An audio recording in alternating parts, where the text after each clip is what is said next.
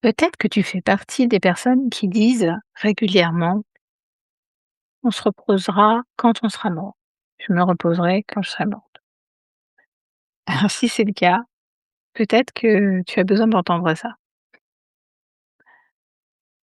Mais peut-être que tout simplement tu te dis des choses plus douces comme, «Oui, ben, quand ce sera plus calme, je ferai ça pour moi.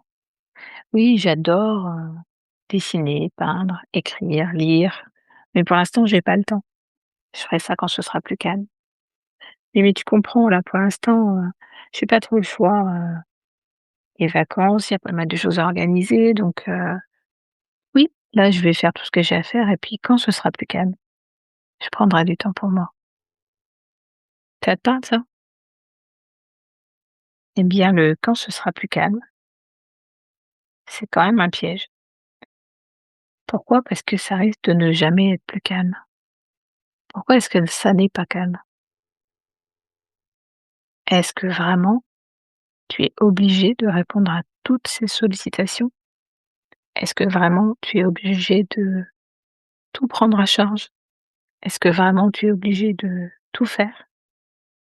Est-ce que c'est vraiment à toi de tout porter?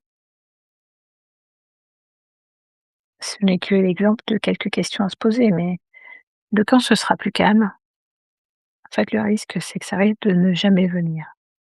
Ou alors, de venir sous une forme qui ne sera pas aussi agréable que ce que tu avais pensé,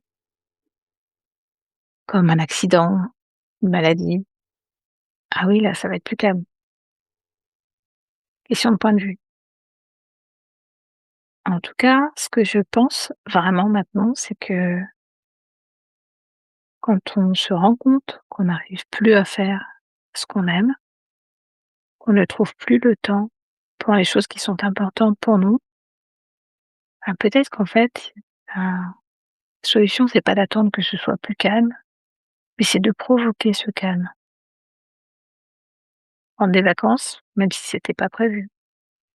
Lever le pied sur une activité, même si, bah, c'était pas a priori le bon moment. En tout cas, trouver une façon de provoquer ce calme qu'on attend, sans attendre qu'il vienne tout seul. Parce que le quand ce sera plus calme, ça peut être très, très, très longtemps après.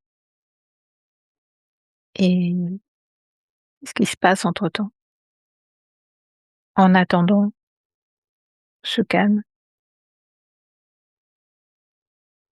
tu vois où je veux en venir, j'imagine, hein?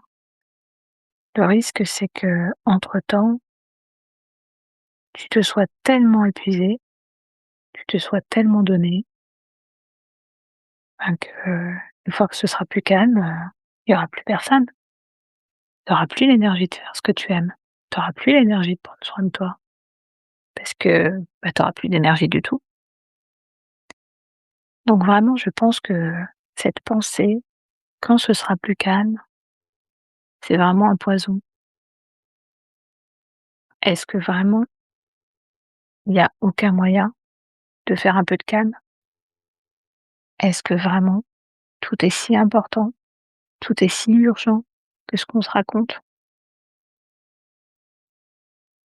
Est-ce que si demain, une personne à qui tu tiens vraiment avait besoin de toi, tu ne prendrais pas le temps pour elle?